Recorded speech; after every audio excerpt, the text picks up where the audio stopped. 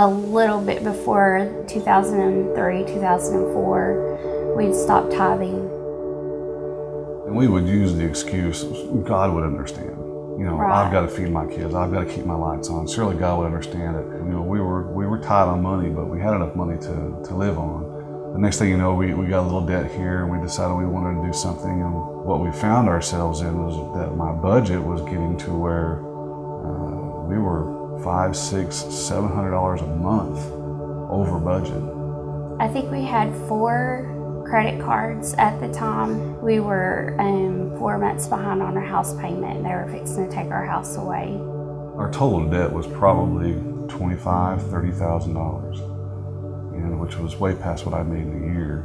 When all that came to a head, I had to ask for help.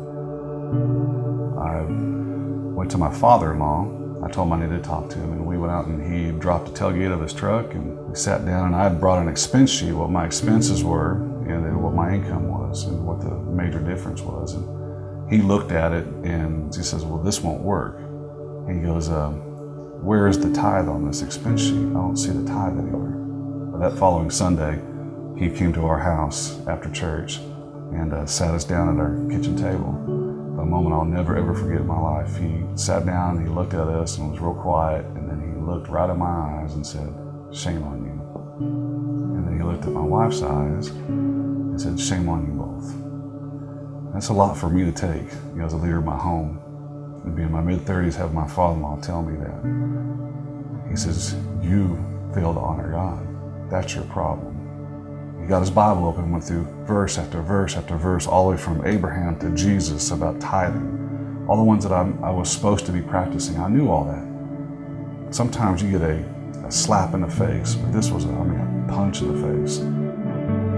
After they had left our kitchen table that day, we both went to our fireplace, and we just wept, and we just knelt down and just prayed and asked God to forgive us, and we repented before God and to each other. He offered, some financial help to get me to where I could barely stand on my feet. And every ounce of my budget went to pay bills and food. There was going to be no extra for anything. If he was going to help us out, he required us to pay back our tithe for the year before.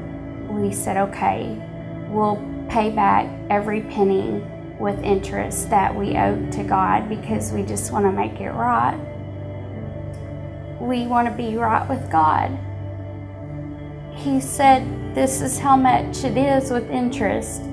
And so we're like, yeah, we crunched some numbers and we figured if we did this with our budget, then, we could pay it off in a year or 2. And my dad took out an envelope full of money and said, I'm going to pay your tithe for you. And so that Sunday, we had that whole year of tithe with interest. And I remember sitting in the church pew on that second row, holding our tithe together, thanking God for providing the money for us. It was like this huge load was just lifted off of us.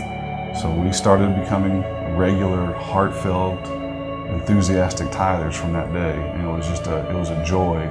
When we started tithing, I realized that God would start providing to make sure that we were able to pay our bills. You can visually see God's favor and His provision and His commitment to honor and bring His promise to pass.